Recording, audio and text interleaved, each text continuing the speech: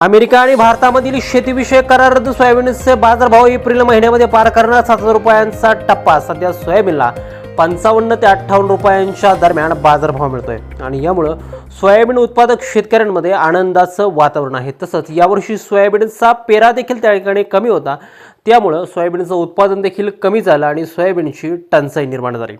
सोयाबीनच्या तेलाचे सुद्धा त्या ठिकाणी बाजारभाव हे आता प्रति किलो 20 ते 25 रुपयांनी वाढलेले आहेत आणि यामुळे सोयाबीनच्या बाजाराला मोठा आधार मिळत आहे.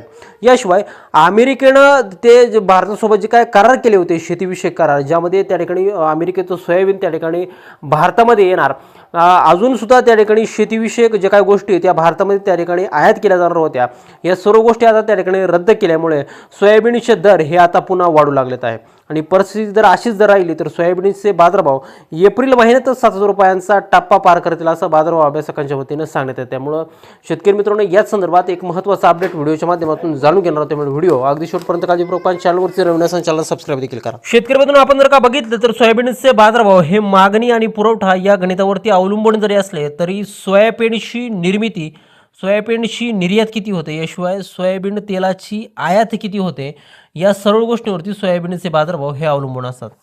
सध्या जर का आपण राज्यातील महत्त्वाच्या बाजार समित्यांमध्ये सोयाबीनचे बाजारभाव जर पाहिले तर अकोला बाजार समिती असेल, जालना असेल, वाशिम असेल, हिंगणघाट, मलकापूर, चिखली, मेहकर यासारख्या बाजार समित्यांमध्ये सोयाबीनला सर्वाधिक त्या ठिकाणी 57 ते 58 रुपयांचा बाजारभाव त्या ठिकाणी आता सध्याला मिळत आहे. शेतकरी मित्रांनो, हे सोयाबीन बाजारभाव जे काय वाढलेले आहेत, या पाठीमागचं जे काय प्रमुख कारण आहे ते म्हणजे भारत आणि अमेरिका यांच्यामध्ये त्या ठिकाणी शेतीविषयक करार झाले होते आणि यातूनच जे काय जेनेटिकली मॉडिफाईड सोयाबीन आहे ते त्या ठिकाणी भारतामध्ये येणार होतं. परंतु आता हे सर्व करार त्या ठिकाणी आता रद्द झाल्यामुळे सोयाबीनच्या दराला मोठा आधार त्या ठिकाणी मिळालेला आहे. दुसरीकडे आपण जर का बघितलं तर जेव्हापासून युद्धजन्य परिस्थिती ही त्या ठिकाणी चालू झालेली आहे तेव्हापासून त्या ठिकाणी सोयाबीनच्या तेलामध्ये जवळपास 15 ते 20 रुपयांची वाढ त्या ठिकाणी दिसून येत आहे.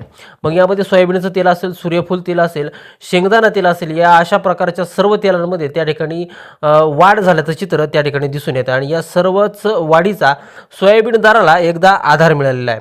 दुसरीकडे आपण जर का बघितलं तर सोयाबीनपासून सगळ्यात महत्त्वाचं जो काय बाय प्रॉडक्ट असतो तो म्हणजे त्या ठिकाणी सोयाबीन आणि कुक्कुटपालन, पशुपालनासाठी अतिशय महत्त्वाचा आणि अतिशय गरजेचा जो काय पदार्थ आहे तो म्हणजे त्या ठिकाणी सोयाबीन असतो आणि हाच जो काय सोयाबीन आहे याची मागणी आता पूर्ण जगभरातून भारताला वाढलेली आहे.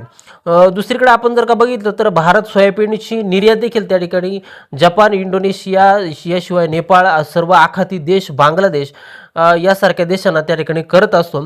या सर्व देशांकडून जे काय परकीय चलन आहे ते त्या ठिकाणी भारतामध्ये येत असतं आणि यामुळं सोयाबीनच्या दराला आधार हा मिळत असतो. आपण दुसरीकडे जर का बघितलं तर पेरणीचा हंगाम जो काय आहे तो आता 2-2.5 महिन्यांवरती आला आहे आणि यामध्ये देखील त्या ठिकाणी सोयाबीन बियाण्याला चांगली मागणी त्या ठिकाणी असते आणि म्हणूनच सोयाबीनच्या बियाण्यांचा दर हा ते देखील त्या ठिकाणी वाढलेला आहे. दुसरीकडे आपण जर का बघितलं तर ही परिस्थिती अशीच जर का राहिली तर सोयाबीनचे दर हे एप्रिल महिन्यामध्ये 7,000 रुपयांचा टप्पा हा पार करू शकतील असं बाजारभाव अभ्यासकांच्या वतीने सांगण्यात आलं आहे. शेतकरी मित्रांनो, तुमचं सोयाबीन जर का बाजारामध्ये दाखल होणार जर असेल आणि जर ते तुम्ही विकणार जर असाल तर रोजचे बाजारभाव पाहून सोयाबीन विक्रीचा निर्णय घेणं हा तुमच्यासाठी अतिशय नफ्याचा आणि फायद्याचा ठरू शकतो.